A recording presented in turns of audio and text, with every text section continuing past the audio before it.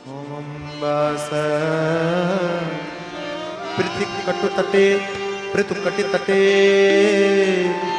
बिभ्रति सूत्रनद्धम्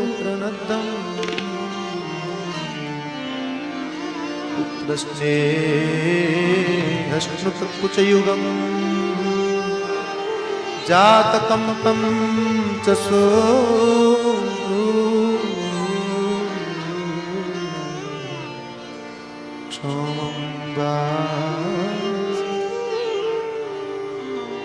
मैंने सुना है कोई भी कर्म करो मन वचन तन उस क्रिया में एक हो जाए तो वो कार्य सिद्ध हो जाता है। यशोदा जी मन से भगवान की लीलाओं का चिंतन कर रही हैं, वाणी से भगवान के नाम का संकीर्तन, हाथों से भगवान की सेवा, चित्रण कर रहे हैं भगवान सुखदेव। क्षौमवास कपड़े पहने यशोदा जी, कैसे?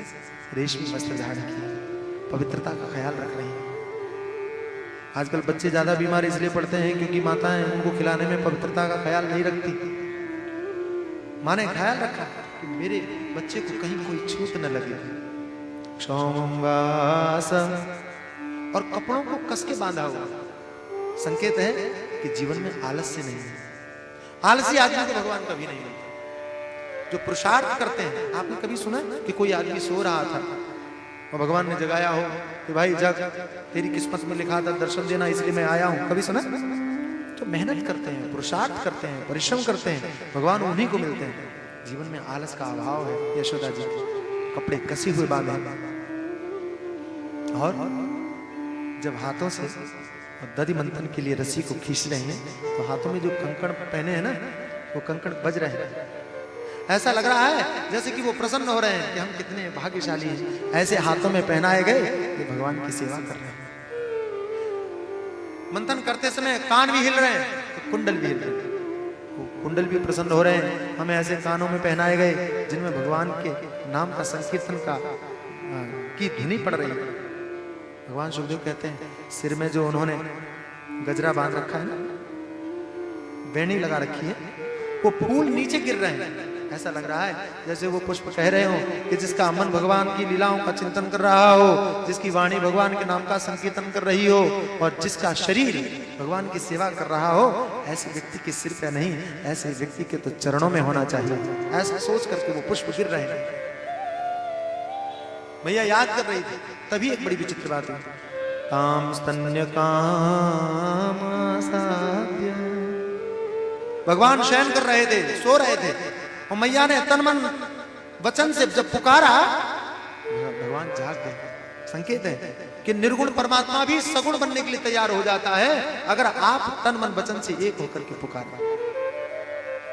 जागे भगवान। भक्त के पास कैसे आए? पहली बार देखा लोगों ने कि भगवान भी कामना लेकर के गए। भैया यशोदा इतनी महान है, काम स्तन्य काम, इच्छा लेकर के गए, दूध पीने की कामना को लेकर के पहुंचे।